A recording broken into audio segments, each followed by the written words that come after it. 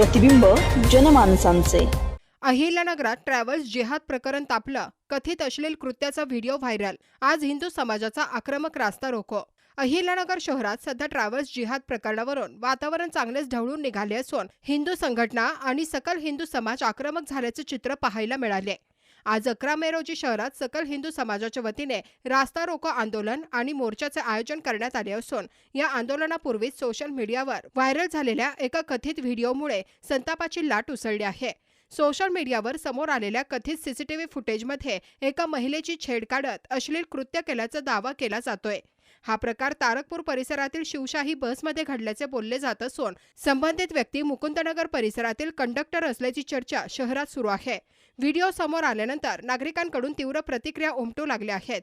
या संपूर्ण प्रकरणामुळे शहरातील वातावरण अधिक तापले असून सकल हिंदू समाजाने या घटनेविरोधात तीव्र आंदोलनाचा इशारा दिला आहे। हिंदू महिलांच्या सुरक्षेचा प्रश्न अत्यंत गंभीर बनला आहे।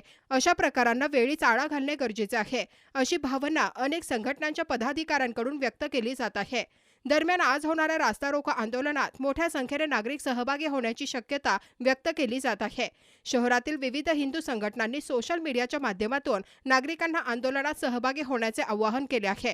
आंदोलनादरम्यान प्रशासनाविरोधात घोषणाबाजी होण्याची शक्यता असून पोलिसांकडूनही बंदोबस्त वाढवण्यात येण्याची शक्यता आहे।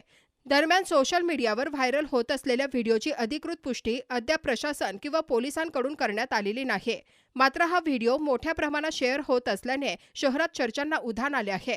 प्रतिनिधी निलेश आगरकर, नगर न्यूज 24, अहिल्यानगर।